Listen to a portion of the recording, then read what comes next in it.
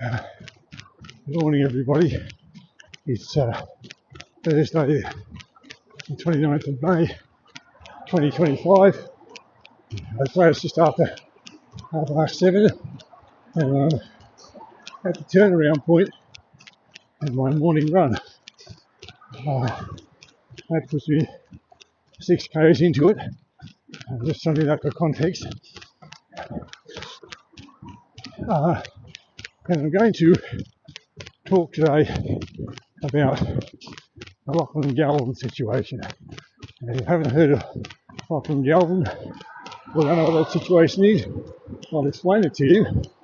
And as usual, you don't want to hear that, just turn the volume down and enjoy the scenery. Usual disclosures, I don't know any of the people, including Lachlan Galvin, that I might mention in this video. I don't know anything about contract law. I don't know anything about the inner workings of football clubs. Just a bloke who's read a bunch of articles about this particular situation and has formed an opinion. And here I have a platform to express that opinion. You're welcome to agree or disagree in the comments. And as I've asked before, and most people do, comment on the content and something I've said that you disagree with or agree with, and you'll be fine. Alright, so with all that out of the way, who is Lachlan Galvin and what has he done? Well, Lachlan Galvin is a 19-year-old young man. I guess that's the best description for him. He plays rugby league for the West Tigers in the National Rugby League Club, the National Rugby League. Now, this year, he's on a contract worth $250,000, as I understand it. That would increase next season to $350,000 for the season, and the club, seeing some promise in this bloke and wanting him to be part of their future, offered him an extension of his contract once the current one expired at the end of the 2026 season, and that contract was allegedly worth something like $750,000 a season, and we're taking through to 2031, if I've understood all the information like that I've read.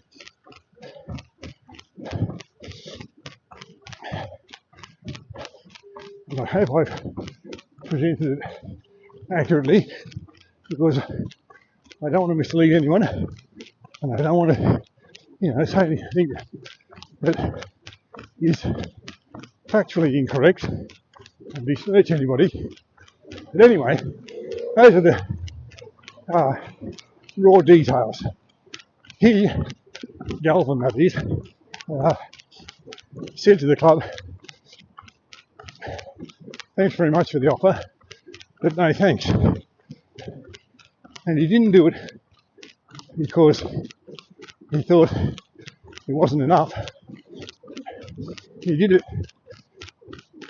He declined their offer because he said that the current coach could not make him into the player that he wanted to be. Like every player that plays at the top level of any sport, you want to be the best you can be.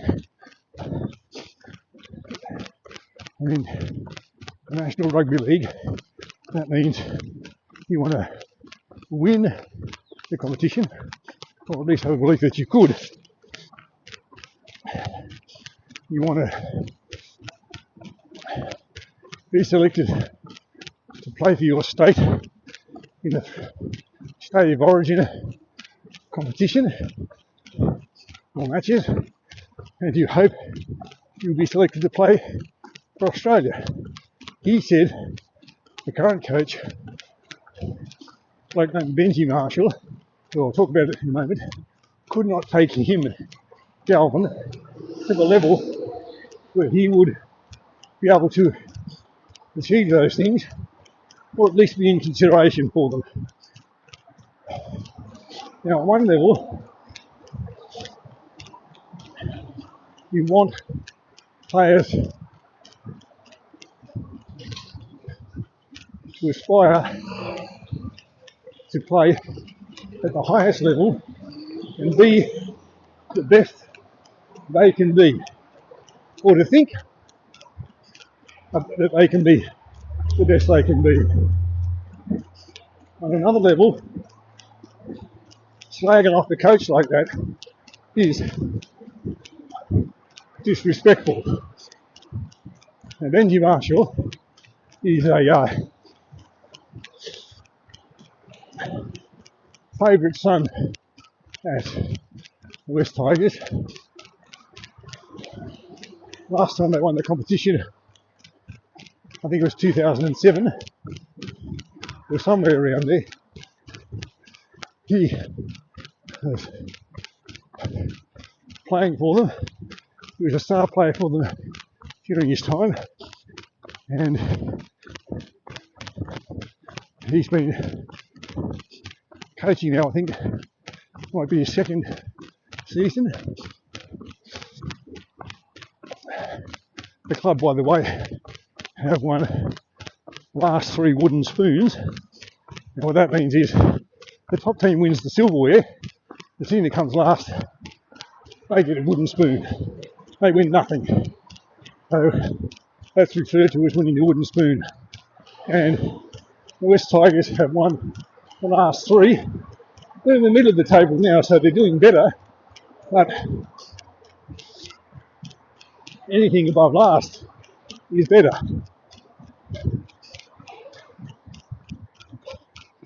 Now this young bloke Galvin, when he said he didn't want to stay there after the expiration of his contract, the players, some in the club management,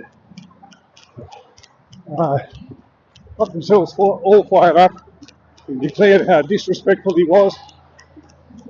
And players went to the coach and said, "We don't want to play with this bloke." And he was brought to the lower grade team.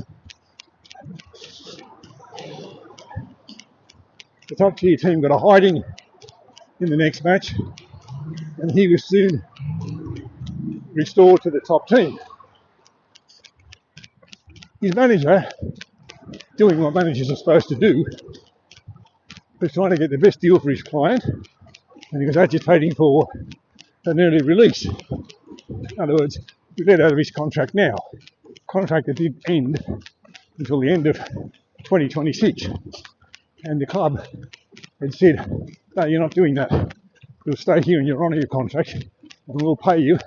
But we're not going to let you go somewhere else until the season's over, until your contract's over." Now, I'll come back to contracts in a little while, bearing in mind that I said I don't know anything about contract law.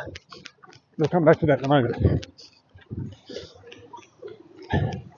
Now, when this fellow started, or when the news about his dissatisfaction broke, the media, as is their job, were reporting it.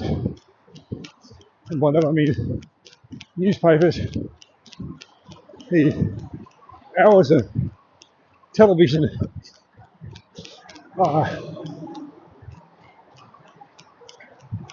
programs that give you all the background to the week in sport and focus particularly on rugby league and so on, podcasts, and no doubt people in clubs are all talking about it. They're all speculating about where this kid might go and play when he had the opportunity. And there were clubs that were being speculated about, and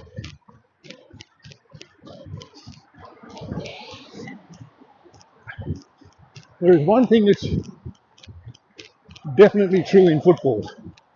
That's football of any sort. It's certainly true in NRL. Nothing is true until it's officially denied. And various clubs that were asked by people in the media, are you interested in this player? Said no. And their no was probably based on two things.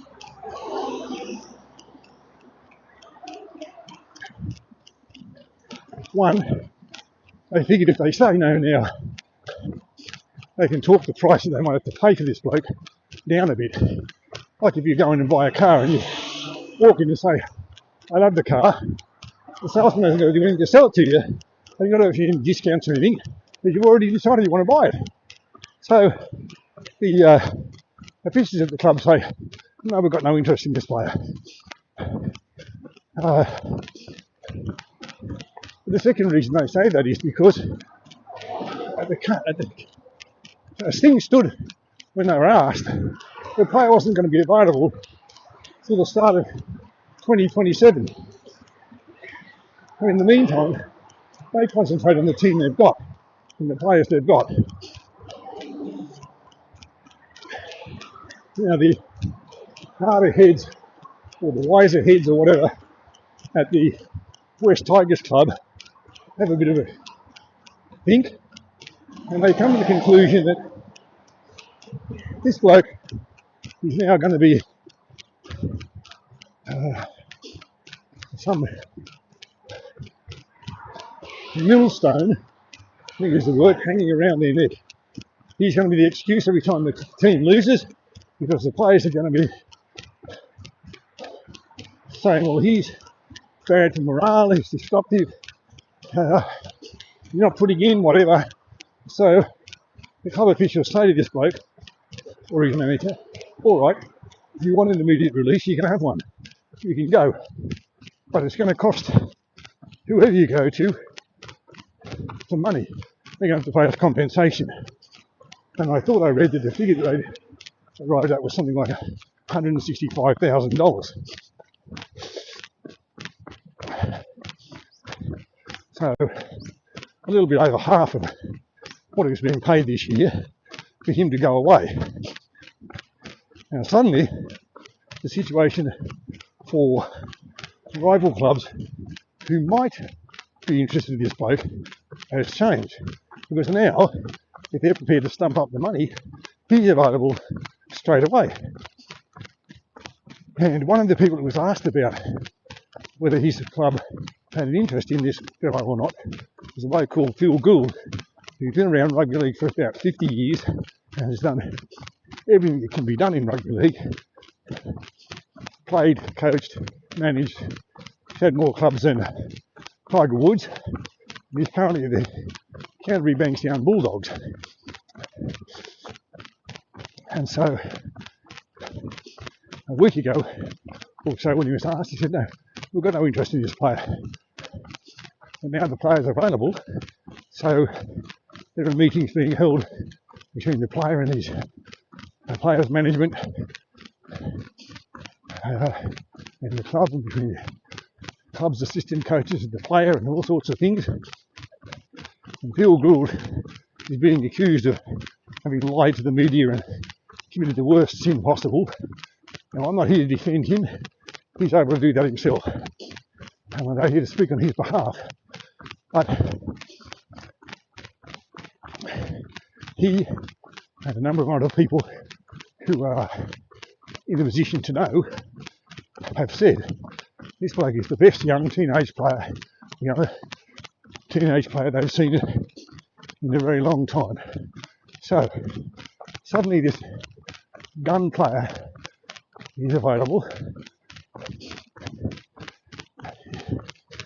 if you think he's as good as you think he is, and he's now available, you would be foolish at least not to explore the possibilities of whether he could come to your club or not, because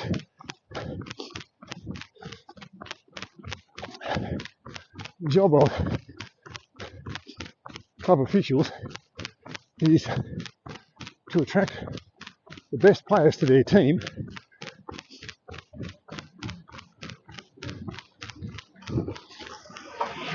the players that they think will give them the best chance of winning the competition.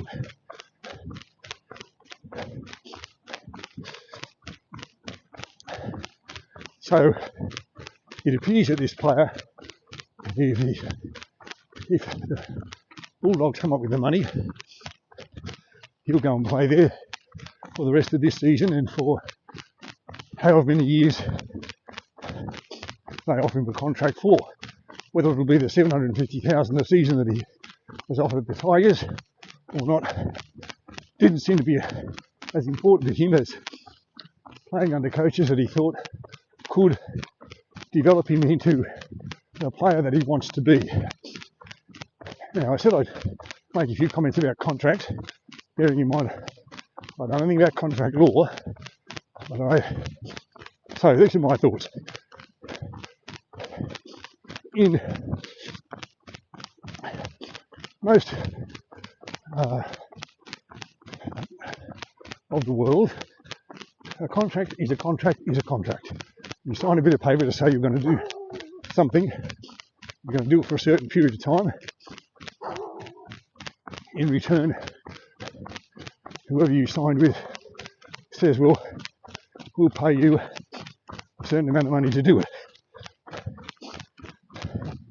When the contract expires, or perhaps close to when the contract expires, you have the right to either renew, both sides have the right to renew or seek a renewal, or you have the right to say, well, I'd like to go somewhere else. I'd like to see if I can earn more money, do something different, whatever it is. Okay? Now, that period where you can look for another contract or whatever might be a month or 6 weeks. In the NRL, for some ridiculous reason, a player like this Galvin kid, whose contract doesn't expire till the end of the 2026 season, which is November 2026. So effectively, he's not able to play for anyone else until the start of 2027 in late February. He's allowed to negotiate with other clubs from November of 2025. So he has a 12-month period or more. If you say, well, he can't play till late February, early March 2027, that's more than 12 months. It's like 14 months or something, in which to be able to talk to other clubs and explore other offers. Part of the reason given for that is because the players have got to make arrangements with families, schools, all that sort of stuff. And yes, all of that's true. The NRL is a competition that operates in one team in Melbourne, most of its teams in Sydney, 3 teams in the southeast of Queensland, 1 in the North Queensland, in 2027 I believe 1 in Western Australia, and in 2028 I think 1 in Papua New Guinea. But for the moment the competition is based on the eastern seaboard. Most of the clubs are concentrated in and around Sydney. So yes, there would be changing of schools potentially for a player's family Because just because you change teams doesn't mean you've got to sell one house and buy another, move to another suburb. You might want to. I'm not sure that it's 100% necessary. But in any case, these players have something like 14 months in which they can start putting out feelers to other clubs. And managers can start talking to other clubs, coaches, money men, whoever. And that is so that they can let the potential suitors and other clubs know that they're available and on the market and open to a change and open to offers, but also, of course, lets the club that they're playing for now know that they are talking to other clubs and looking at other offers, and therefore, if you value this player and you want to keep them, you might have to offer more than what you originally planned.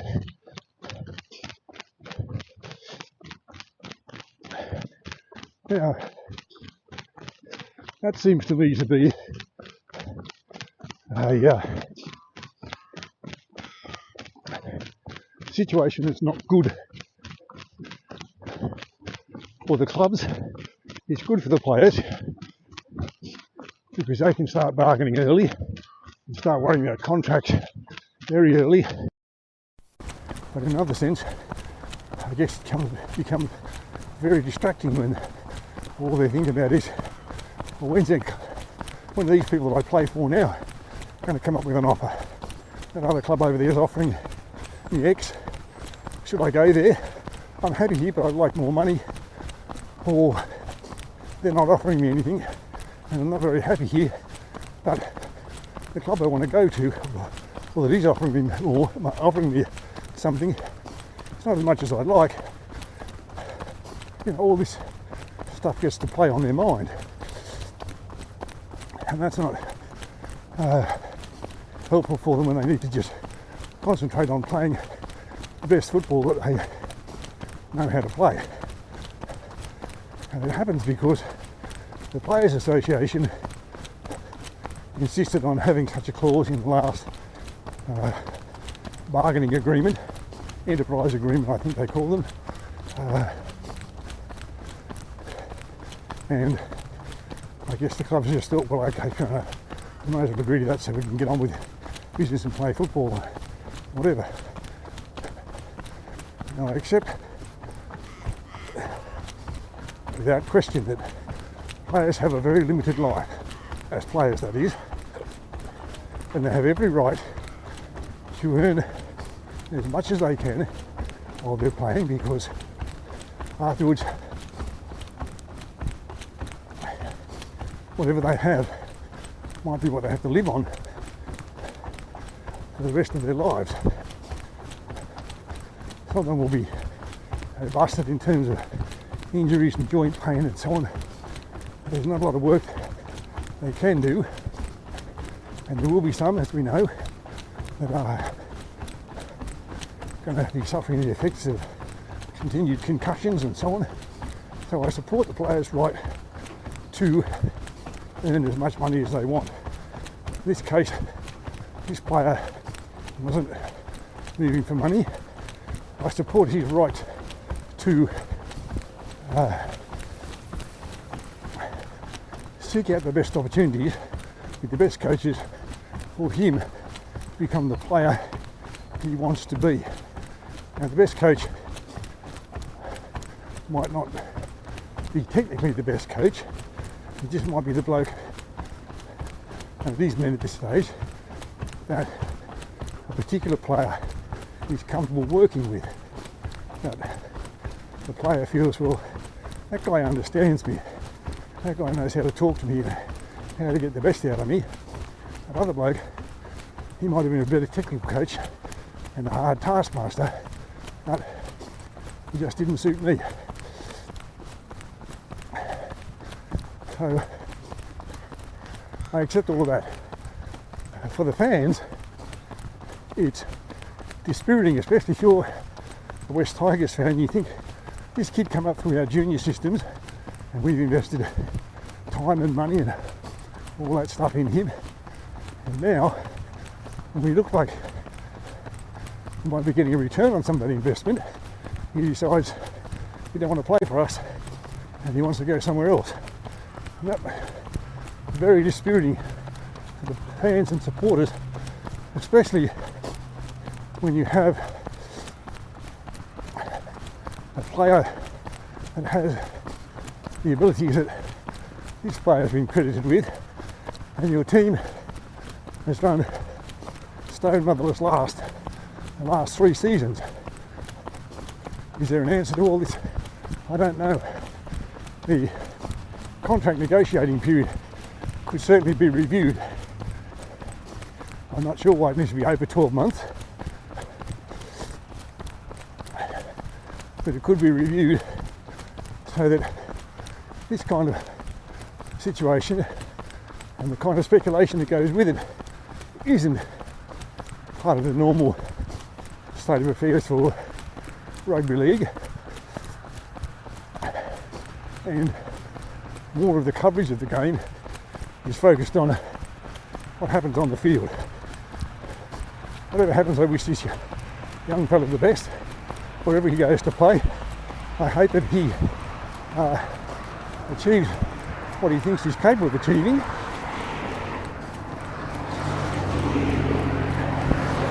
And I hope for the West Tigers